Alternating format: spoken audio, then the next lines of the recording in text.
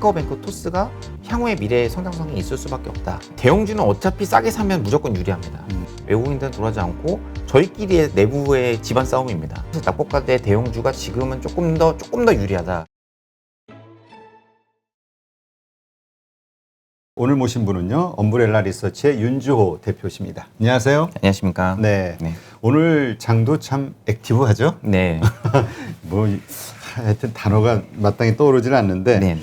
일단 참 요즘 어렵다는 얘기를 많이 해요. 네네네. 이번엔 또 나온 그 수출 지표 네. 1일 날인가 2일 날 나왔죠? 네네네. 이것도 정말 좋단 말이죠. 네네. 네. 근데 어쨌든 그 좋게 나오는 그 수출 대형주들의 모습은 그렇게 좋아 보이진 않는데 흐름이. 네. 일단 한번 이 수출 지표와 관련된 이야기 한번 해주시죠. 일단은 뭐 그 7월달 수출 데이터는 이제 뭐 554억 달러 매출로 이제 전년 대비 30% 성장했습니다. 그래서 뭐 내용도 굉장히 좋아요. 뭐 미국 쪽, 유럽 쪽 다 골고루 수출 성장을 했고요. 다만 이제 수출 성장률이 꺾인다는 거는 뭐 제가 4월 달부터 계속 말씀드렸던 얘기고, 왜냐면 기저가 낮기 때문에 절대적인 레벨이 꺾이지 않으면은 사실 장이 꺾이진 않겠죠. 하지만 주식이라는 게 어떻게 보면 성장률에 베팅을 하는 거기 때문에 아마 이런 부분이 선반영돼서 1월 달부터 계속 대형주가 쉽지 않지 않았나 이런 생각을 좀 해보고 있습니다. 네.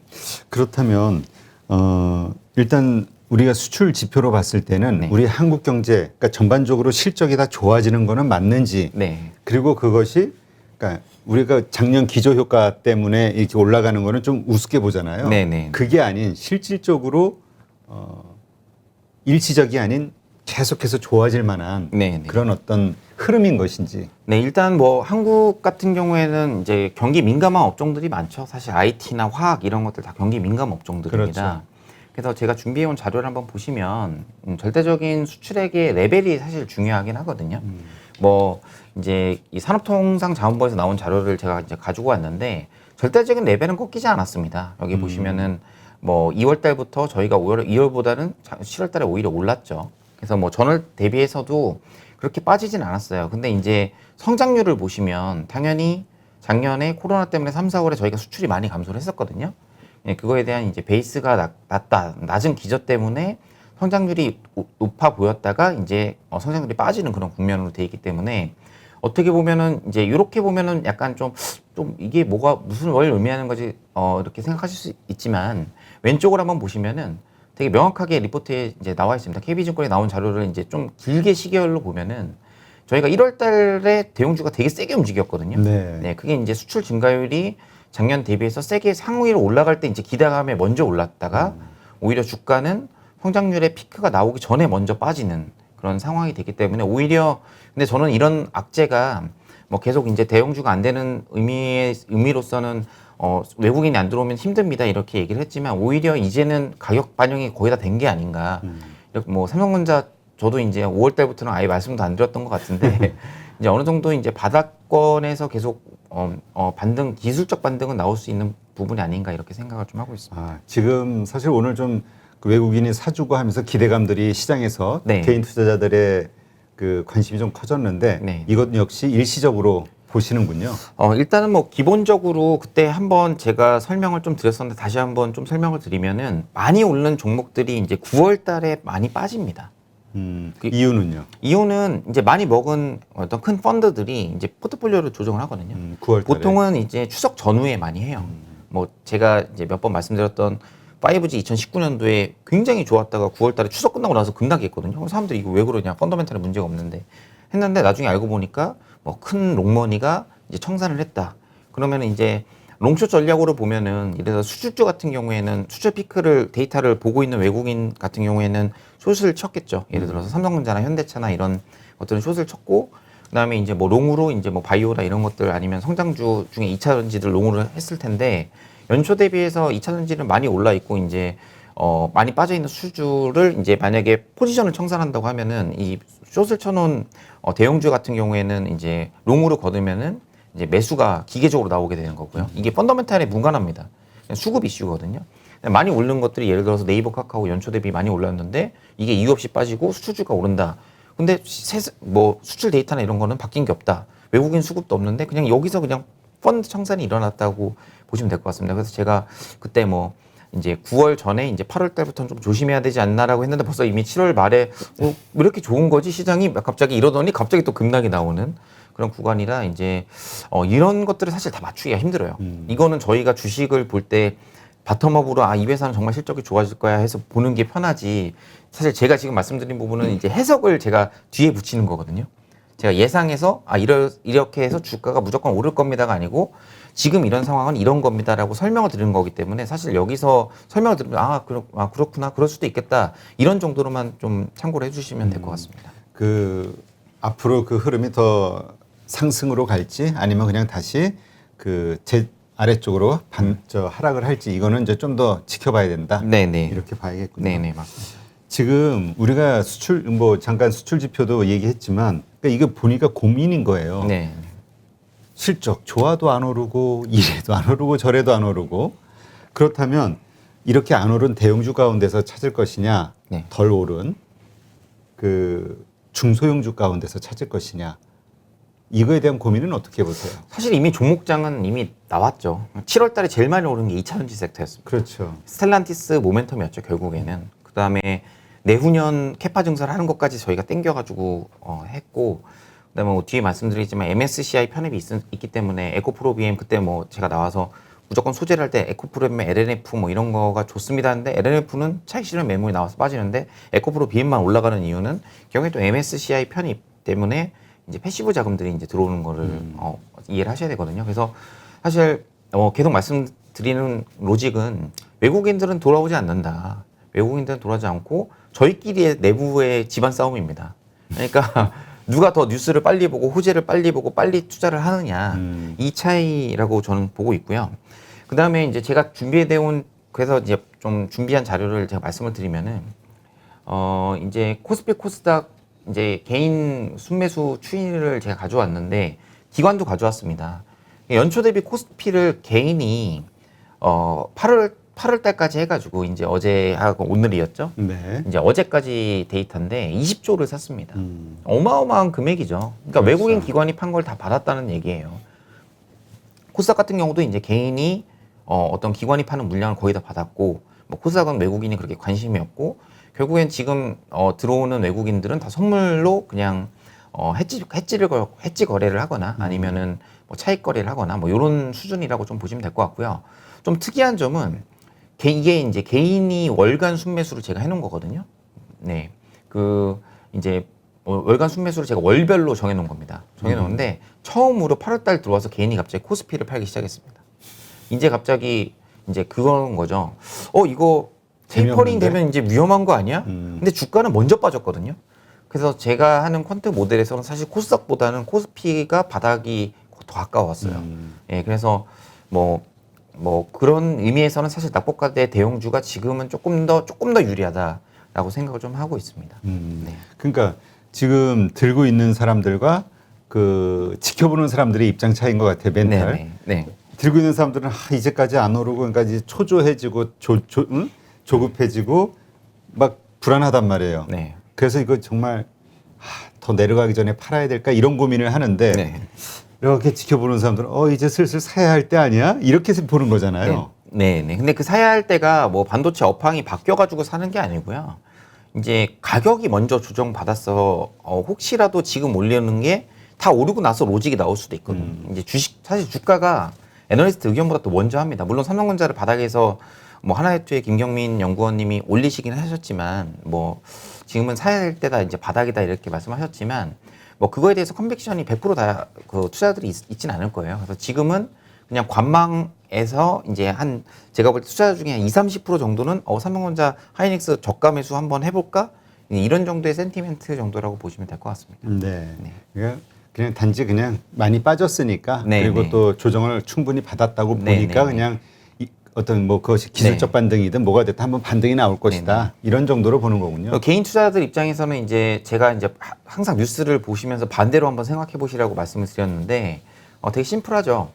한국 수출 YOY로 엄청나게 성장이 얼마 전 지난달까지 나왔습니다. 근데 갑자기 이번 달부터 수출이 이거 모멘텀 꼭지 아니야? 뭐 약간 이런 얘기가 나오거든요. 그래서 뭐 사실 어느 정도 이 정도 사람들이 다 알았으면 저는 반영이 됐다라고 좀 보고 있습니다. 근데 이번에도 상당히 좋게 긍정적으로 보는 분들도 많던데요, 수출 지표. 근데 절대적인 금액을 좋아하시는 거고요. 근데 이제 주식이라는 거는 어떤 미래의 성장률을 땡기는 거기 때문에 이제 글로벌로 봤을 때 M2가 꺾인 거는 제가 5월 달에 한번 그 이베스트 윤지호 센터장님 그 자료가 너무 좋아서 제가 한번 말씀을 드렸었는데 이제 그 가격이 그 5월, 6월, 7월 동안 주식이 쉬었거든요. 예, 그리고 심지어 현대차 같은 경우는 실적이 잘 나왔는데 뭐 어떤 개인 투자분은 이제 뭐 블로그에다 이렇게 쓰셨더라고요. 뭐 기관이 먼저 알고서 실적을 먼저 하고 사가지고 빠졌다 뭐 이러는데 제가 볼 때는 그게 아니고요. 일단 이제 소비에 대한 기대감이 있었기 때문에 자동차가 5월, 6월 달에 괜찮았다가 외국인이 안 사니까 다시 빠진 겁니다. 그래서 저는 가격 조정이 이제 고점 대비 낙폭으로 이제 다다음 주 정도에 이제 제가 나오게 되면은 연초에 많이 오른 거랑 연초에 가장 많이 빠진 코스피를 한번 제가 뽑아와서 제가 그거 뽑다가 이제 시간이 없어서 그냥 왔는데 거기에 사실 리스트에 보시면 삼성전기, SK 하이닉스가 상위권에 있습니다. 아, 그래요? 네, 현대차도 되게 많이 오른 것 같잖아요. 막 되게 저희가 얘기도 많이 되고 근데 지금 거의 거기서도 한 30등 안에 들어갈걸요. 코스피 100, 200 기준으로 나열했을 때 상위권에 있고요. 뭐 많이 오른 종목들은 이미 아시는 것처럼 성장주 위주로 많이 포진이 되어 있습니다. 알겠습니다. 그러니까 일단은 지금 아직은 그 뭐라 그럴까 그 계속해서 좀 불확실한 장이 계속 이어질 것으로 우리가 봐야 되는 거고 네네. 단지 이제 기대감은 그래도 9월 추석 전에 뭔가 왜냐면 추석 이후로 뭔가 조정에 대한 걱정이 되니까 네네. 그 전에라도 뭔가 반등해주는 어떤 네. 시기가 왔으면 요 기대감을 갖고 있는 거네요. 맞습니다. 삼성전자를 작년에 한번 생각해 볼까요? 올해 연초부터 빅사이클이라고 생각을 했는데 작년에 언제부터 올랐냐고 생각을 한번 해보시면은 9월부터 12월까지 올랐습니다. 그게 올해에 어떻게 보면 실적이 잘 나갔잖아요. 그렇죠. 그걸 선반영한 거예요. 6개월 정도를.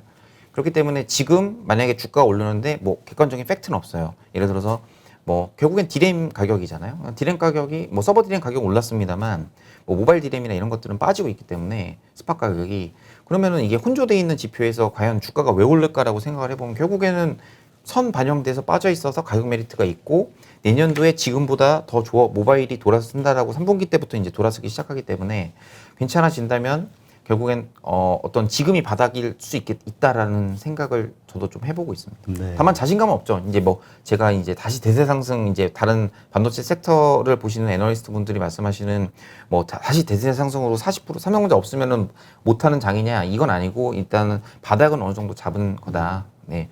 라고 보시면 될 것 같습니다. 네, 알겠습니다. 일단 뭐 대형주들 투자하시는 분들은 한번 잘 참고하시면 좋을 것 같고요. 이번 주죠 카카오뱅크 네. 예, 공목주 청약에 대한 상장이 이번 주 금요일인가요? 네, 금요일. 예, 이거에 대한 그래서 8월 6일 날은 정말 카카오의 날이다 이렇게 얘기하시는 분도 있어요. 왜냐하면 네. 그날 카카오뱅크의 어떤 주가 흐름에 따라서 카카오가 또 연동될 수 있으니까 네, 네. 예, 또 실적 발표도 그날 있고 맞습니다. 네. 지금 이 분위기 한번 설명해 주시죠. 일단은 사실 공모주를 말씀드리기 전에 이제 제가 이제 뭐 연기금이나 아니면 운용사에서 이제 운용을 실제로 할 때 IPO 업무를 좀 많이 하긴 했습니다. 사실 주니어들이 많이 하는데 저는 좀 관심 있게 새로운 것들을 좀 많이 보는 편이었거든요. 그래서 IPO의 특성에 대해서 좀 말씀을 좀 드리고 싶어요. 왜냐하면 이제 뭐 블로그나 이런 것도 굉장히 자극적으로 쓰신 분들이 많아서 뭐 그분이 잘못했다는 게 아니라 이제 IPO는 사실은 뭐 쉽게 말씀드리면은 저는 뭐 미스코리아 대회라고 하는데 이제 그것보다는 좀 더 간편하게 말씀드릴 수 있는 거는 이제 신입사원 면접이라고 저는 생각을 합니다. 네. 떠올리시면 굉장히 쉬울 거예요. 왜냐하면 여러분들 중에 신입사원 이제 다 직장에 취직하거나 이런 경험이 있으실 것 같은데 신입사원 면접 갈 때 자기를 안 꾸미고 가는 사람 한 명도 없거든요. 그렇죠. 결국에는 업체들도 이제 IPO를 할 때 본인의 펀더멘탈이 있지만 조금 더 이쁘게 보이거나 아니면 더 멋있게 보이지 않을까라고 해서 결국엔 뭐 저희가 화장을 하는 것처럼 이렇게 자기 업체의 가장 강점을 부각시킬 수밖에 없습니다. 단점은 그 투자 설명서에 다 나와 있습니다. 그래서 보시면 산업 리스크 이런 것들 다 써놓거든요. 그게 거래소에서 하고 있는 이제 어떤 강제 조항이기 때문에 저희가 읽어보면 이 회사의 단점을 다 알 수 있는 거죠. 그래서 이제 공모가 같은 경우에는 이제 사실 시장의 분위기를 좀 많이 따릅니다. 저도 이제 공모를 얼마를 넣어야 얼마를 받을까라는 이런 거에 대해서 시뮬레이션을 제가 엄청 많이 해봤거든요. 근데 이제 뭐 그거 모델을 만들어라는 윗분들의 지시도 있어서 제가 이제 막 엑셀로 짜서 진짜 2년을 좀 백데이터를 해가지고 이게 제가 이 정도 넣으면 이 정도 받을 것 같습니다라고 했는데 그게 사실은 약간 랜덤하게 돌아갑니다. 그래서 막판에 막 몰리면은 제가 알 수가 없거든요. 그렇죠. 그냥 그렇다고 그게 단순 청약 경쟁률로만 해가지고 제가 받을 수 있는 거를 계산이 안 나와요. 그렇기 때문에 어떻게 보면 IPO 같은 경우에는 어떤 가격에 대한 버블이냐 아니냐라고 하는 거는 결국에 IPO의 본질을 제가 말씀드리면 IPO 투자자들은 결국에는 IPO 상장하고 파는 분들이 제가 볼 때 50%가 넘을 거라고 그래서 생각합니다. 대부분은 사실 예. 첫날 혹은 뭐 그 다음 날 네, 며칠 네. 안에 팔죠. 네, 저희가 이제 뭐 따상 이런 걸 따따상 뭐 이런 거에 대한 경험이 없더라도 이제 예를 들어서 공모가가 10,000원이라고 하면 이론적으로 이제 상장할 때 위에서 200% 밑에서 80% 이렇게 상장이 가능하거든요. 그래서 시초가가 10,000원인 주식이 이제 20,000원으로 떠서 상한가를 가면은 이제 26,000원이 되는 거지 않습니까? 30% 오르면. 그러면은 이제 그거에 대해서 베팅을 하는 거예요. 그러니까 이 회사의 펀더멘탈 물론 중요합니다. 사람들이 투자할 때. 근데 이제 제가 보는 어떤 매크로 환경과 시장의 환경, 그다음에 사람들의 어떤 이 주식에 대한 어떤 자기 IPO에 참여하고 싶어하는 욕망. 지금 공모가 2배 뛰어도 나는 여기서 빨리 사서 트레이딩을 해야겠다. 이런 어떤 시장의 관심도가 결국엔 IPO의 성과를 좌우하기 때문에 이게 펀더멘탈이 한 100인 다른 회사, 그러니까 상장 유통 주식이 펀더멘탈 100이라고 하면 사실은 IPO 같은 경우는 펀더멘탈이 50 정도 하고 나머지는 시장 분위기와 어떤 IPO 투자 전략이 훨씬 더 중요하다라고 말씀을 드릴 수 있겠습니다. 네. 네. 참 이게 이 공모주 가지고 사실 그동안 장이 좋았으니까 다들 돈을 버신 분들이 많아서 그리고 또 네. 그렇게 보이니까 네네. 인기가 좋은데 또 공모가 밑으로도 떨어지는 주식들도 간혹 있잖아요. 최근에 많이 나왔죠. 네. 예, 한 6월부터는 이제 공모주가 어느 정도 시들시들해졌고요. 제가 예전에 공모주 관련해서 한번 자료를 한번 쓴 적이 있었는데 거기에 이상하게 11, 12월에 공모주가 다 안 좋더라고요. 네. 그런가? 네. 나도 예전에 네. 공모주 하나 샀는데 네네. 공모주를 싸게 산다 이래서 11,000원에 공모가예요. 네네. 근데 첫날 상장하고 오히려 11,000원 밑으로 떨어지는 거야. 네네. 그래서 10,000원. 야, 그때는 어리버리할 때니까 벌써 한 16년 전, 17년 네네. 전만 이러니까 야, 이거 싸게 사는 기회다 하고 딱 샀는데 네네. 야, 그게 10,000원에 샀는데 그러니까 10% 예를 들어서 공모가보다 10% 밑에 샀는데도 한 한참 6, 빠지죠. 7개월 지나니까 네. 40% 마이너스 네, 나더라고요. 3년 동안 쉬는 회사들도 많습니다. 예. 예, 그래서 다시 카카오뱅크로 좀 돌아와서 얘기를 좀 말씀을 드려보면 카카오뱅크 공모가가 이제 39,000원 정도로 확정이 됐고요. 기간 청약 경쟁률이 이제 1733대 1. 굉장히 높죠. 네. 여전히 관심이 많습니다. 그래서 이제 결국에는 이제 리포트가 근데 몇 가지 나온 게 카카오뱅크 고점 논란에 대해서도 얘기를 하는데 사실 뭐 저는 사실 이 성장주 밸류에이션이 굉장히 어렵다고 생각하거든요. 그렇죠. 이거 애널리스트- 사실은 예. 말 만들기 나름이죠. 네네네. 근데 이제 기존 은행과는 좀 틀린 면이 확실하게 있습니다. 왜냐하면 전체 은행의 MAU가 이제 저희가 먼슬리 액티브 유저라고 하는 게 이제 월간 이제 액티브하게 실제로 쓰는 사람들을 지표를 얘기하는 거거든요. 네. 요게 이제 제가 준비해온 자료를 한번 보시면은 카카오뱅크가 이제 1,330만 명이에요. 그래서 이제 유저가 굉장히 많습니다. 네. 네, 이 유저가 왜 중요하냐면 게임이라든지 아니면은 인터넷 포탈 그 메신저의 어떤 밸류에이션을 할 때 이 가입자 수가 액티브하게 움직이는 사람이 지금 누가 있냐가 가입자당 가치를 곱해가지고 밸류에이션을 하는 경우가 많거든요. 하지만 이거를 감안하더라도 사실은 일반 은행보다는 비쌀 수밖에 없습니다. 왜냐하면 돈을 버는 이익 규모로 했을 때는 당연히 비교가 안 되고 PBR로 봤을 때도 3.8배 정도 공모가가 나온다고 하는데 은행 같은 경우는 다 PBR 한 배인 건 다 아시잖아요. 그렇죠. 그러니까 이제 비교가 안 되는 거죠. 근데 이제 제가 얘기하는 그럼 이 자료를 좀 볼까요? 네. 자료를 좀 볼까요? 예. 네. 그래서 여기 간단합니다. 토스, 카카오뱅크 지금 이제 이런 업체들의 이제 시가총액이 어떤 국민은행, 신한은행 이런 저희가 전통적인 은행보다 시가총액이 어떻게 많을 수 있냐? 이런 거에 대한 이제 시장의 의구심이 있는 거죠. 이게 그러니까 한 달에 들어오는 숫자가 1,300만 명이다. 예를 들면 카카오뱅크는 일단 가입자에서 먼슬리 액티브 유저니까 가입자는 2,000만인데 그 중에 1,300만이 이제 실제 사용자인 거죠. 그러니까 어플을 저희가 설치해 놓고 쓰지 않으면은 여기에서 빠지게 되는 겁니다. 그러니까 실제 보니까 국민은행이나 이런 거보다 높긴 하네요. 네, 실제 MAU가. 맞습니다. 근데 이제 조금 단점인 게 장점이나 단점이라고 저는 생각합니다. 전체 40%가 14세에서 19세 사이예요. 카카오뱅크에. 그러면은 젊은 친구들이 많이 쓴다는 얘기예요. 그렇죠. 근데 뭐 아시겠지만 저희가 송금으로 은행이 돈을 버는 게 아니라 대출. 예대 마진으로 돈을 벌어요. 저희 NIM이라는 이제 Net Interest Margin이라는 이 NIM이 결국엔 은행의 어떤 마진이랑 어떤 실적에 대해서 굉장히 많이 보는 지표입니다. 그래서 이제 국민은행, 신한은행 볼 때는 그렇게 보시는 게 맞는데 이제 이것도 이제 어떻게 보면 이제 비 올 때 이제 뭐 쉽게 말씀을 드리면 비 올 때 어머니가 뭐 남학신 파는 아들과 우산 파는 아들 2명이 있는데 비가 오네 그러면은 그러면 이제 둘 중에 걱정을 하게 되잖아요. 한 팩트로. 그렇죠. 똑같습니다. 이제 성장성을 보면은 어떤 젊은 유저들을 갖고 있는 게 저도 마찬가지지만 10대 20대 때 정말 용돈 뭐 한 달에 일주일에 뭐 2,000원 받아서 생활하고 막 너무 옛날 일인가요?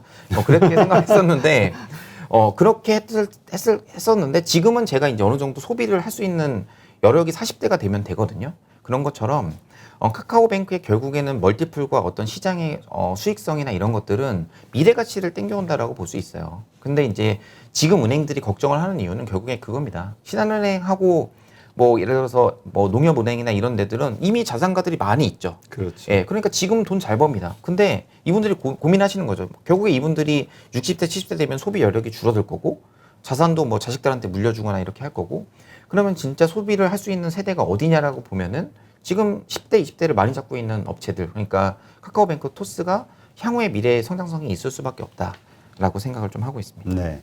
자, 그렇다면 카카오뱅크 상장하는 날 네. 만약에 가격이 그렇게 높게 형성이 되지 않는다 하면 네. 그냥 추격 매수해도 괜찮을까요? 가장 어려운 질문인데요. 그렇지. 왜냐하면 네. 이게 우리가 이 분석하는 거는 괜찮은데 네네. 이거 실제 돈이 들어간 다음에 이게 머리가 아프거든. 그렇죠? 사실은 사실 중소형주 IPO 같은 경우는 제가 전략을 좀 짜드릴 수가 있어요. 왜냐하면 상장 주식 수를 보면 알 수 있습니다. 예를 들어서 팁을 조금 드리자면은 뭐 카카오뱅크처럼 큰 것들은 이제 뭐 사실은 그러니까 올라갔다가 공모가 대비해서 설령 빠진다고 하더라도 결국 시가총액이 크기 때문에 패시브 자금들이 들어올 거기 때문에 그렇죠. 하방이 있어요. 그러니까 사실은 처음에 올라갈 때 이걸 못 먹더라도 결국엔 빠집니다. 저희가 뭐 SK 바이오사이언스에서도 이미 많이 경험을 저희가 했었죠. 그렇죠. 네. 그래서 빠져 있을 때 사면은 대형주는 장투하면은 먹을 가능성이 굉장히 높은데 이제 제가 아까 팁을 얘기하다 말씀드렸는데 이제 보통 보시면은 공모주가 100% 보통 이제 있으면은 저희가 청약할 때 보통 뭐 한 10% 정도 신주로 찍거든요. 근데 이제 저희가 받는 거는 이제 신주입니다. 그러면 저희가 신주를 감안한 어떤 구주 매출을 감안한 구주 매출이라는 거는 회사의 내부자나 그렇죠. 어떤 회사의 자사주나 이런 것들을 파는 겁니다. 그러면 이런 것들을 감안했을 때 유통 주식 수가 있습니다. 네. 왜냐면 상장할 때 보통 1개월 락업, 3개월 락업, 6개월 락업, 1년 락업이 있어요. 이 락업이라는 거는 그 기간 동안 상장을 해도 이 가격과 상관없이 나는 못 파는 겁니다. 그렇죠. 그러면은 100%인데 만약에 유통 주식 수가 그 유통 주식 수를 많이 봐요. 30% 정도 돼 있다. 예를 들어 시가총액 2천억짜리가 나왔는데 유통 주식 수 30% 하면은 이제 한 600억 정도잖아요. 근데 지금 딱 상장했는데 이제 그 상장 주식 수가 나오지 않습니까? 거래된 그렇죠. 주식 수가 나옵니다. 금액이랑. 그런 걸 봤는데 600억이 이미 넘었고 1200억이 넘었어요. 그럼 매도하면 1200억이잖아요. 그러면 어느 정도 물량이 나왔구나라고 이 정도에 근데 여기서 다운사이드는 다운사이드 크지 않다라고 공모가가 매력적으로 시작을 했을 때 그때 이제 사기 시작하는 거예요. 그래서 기관 투자들도 이 전략을 쓰는데 이게 항상 맞진 않습니다. 네. 그렇죠. 네, 항상 맞으면 항상 돈 벌어야지. 네, 항상 맞진 않고 이제 제가 말씀드린 거는 이제 그런 유통 주식수를 보면서 판단할 수 있는 거죠. 사실 이번에 상당히 많이 나오는 걸로 얘기들을. 네, 카카오뱅크 뭐 사실 구주 매출이 있는지는 제가 확인을 못했지만 크래프톤은 제가 확인했거든요. 근데 이제 사실은 이 대형주 같은 경우도 이게 이 로직이 또 잘 안 맞는 경우도 있습니다. 왜냐하면 패시브 자금들이 그냥 급하게 사는 경우도 있거든요. 예, 그러면은 시작할 때부터 오르기 때문에 사실은 전략을 시뮬레이션 해놓고 결국 그 당일날 아침에 어떤 시장 분위기 뭐 예를 들어서 해외 시장이 되게 좋았다든지 성장주들이 빅테크가 눌려있던 게 굉장히 잘 갔다든지 이러면은 이제 공모가가 떠서 시작할 수 있거든요. 이게 떠서 시작하면 또 이게 전략이 완전 뒤틀리는 거기 때문에 아무래도 이제 좀 그 시장 상황을 보시면서 투자하시는 게 낫지 않나라는 생각을 좀 하고 있습니다. 하여튼 비싸게는 추격 매수하면 네. 좀 어렵지 않을까 이런 게 좀 일반적인 생각이죠. 네, 대형주는 어차피 싸게 사면 무조건 유리합니다. 그렇기 때문에 이제 추격 매수보다는 지금 사실 시장 상황을 한번 살펴볼까요? 제가 이제 2주 전에 와서 주식을 풀어 들고 가면 좀 힘들지 않을까 제가 뭐 계산해서 작년 대비 올 상반기가 2배 어렵다. 하반기는 작년 대비 6배 어렵다. 이렇게 약간 계산해서 말씀을 드렸는데 그냥 감으로 말씀드린 거거든요. 좀 굉장히 어렵습니다. 그래서 이런 시장 상황에서는 뭐 예를 들어서 맥스트 같이 성공한 케이스가 정말 최근 IPO 중에서는 없었던 것 같아요. 그렇죠. 맥스트는 뭐 시가총액이 굉장히 작았고 카카오뱅크 같은 경우에는 굉장히 크기 때문에 좀 추격 매수보다는 좀 빠졌을 때 공략하시는 게 낫지 않나라고 저는 생각을 좀 하고 있습니다. 크래프톤도 뭐 논란이 좀 많았죠. 그리고 지금 네. 상장하는 과정에서 보니까 기관들의 인기도 별로 좀 약한 것 같고요. 네. 일단은 크래프톤 같은 경우에는 이제 구주 매출을 좀 세게 했습니다. 그래서 오너분들이 1조 이상 이제 구주 매출을 했고요. 구주 매출이라는 거는 제가 주식을 오너분이 뭐 예를 들어서 30%를 갖고 있었는데 그 중에 이제 IPO 할 때 조금 왜냐하면 상장하고 1년, 2년 동안 못 팔거든요. 그렇죠. 그러니까 이제 먼저 파는 겁니다.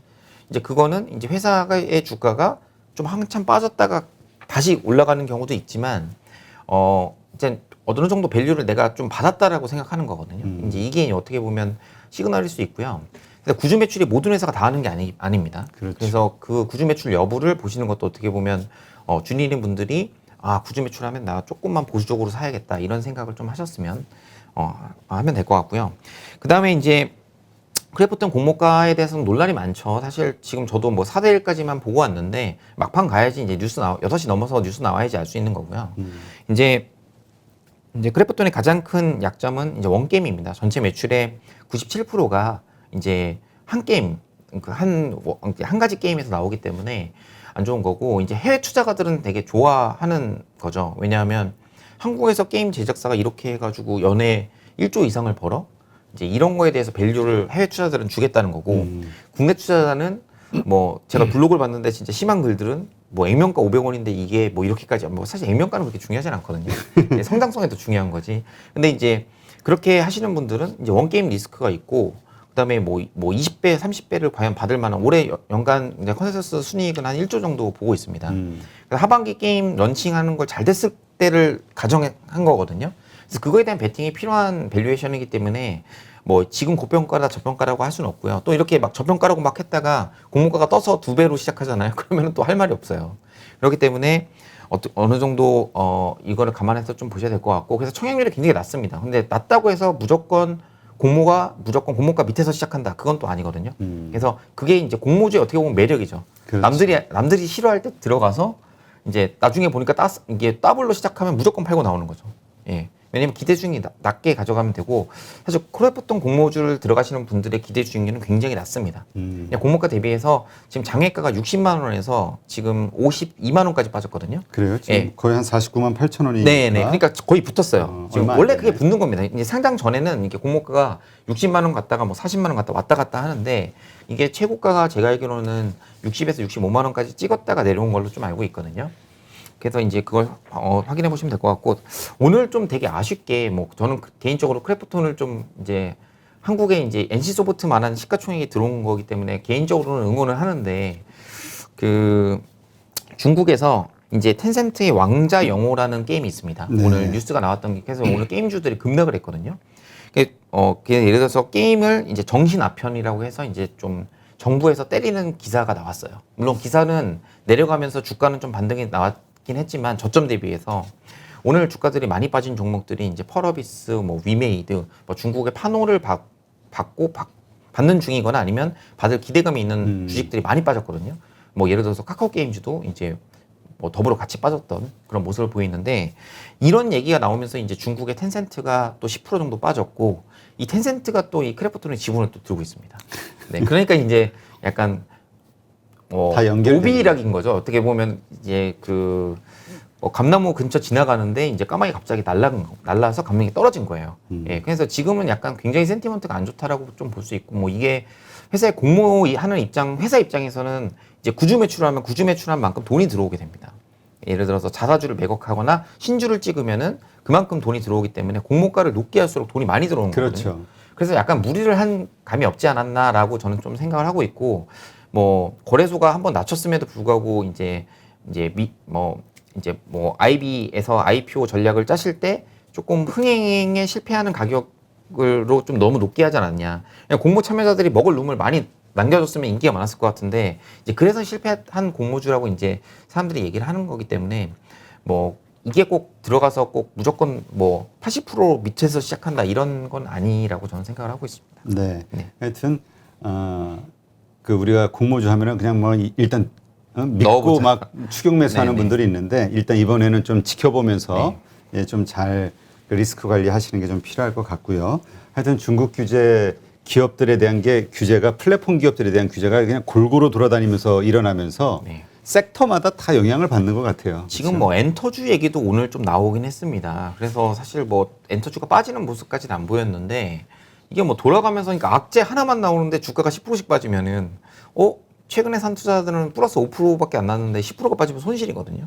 그러면 이제 로스컷이 나갈 수밖에 없고 이제 시장의 센티멘트가 굉장히 얇다라고 보시면 될 것 같습니다. 네, 하여튼 지금은 리스크 관리가 필요한 때로 네네. 예, 이해를 하시면 되겠네요.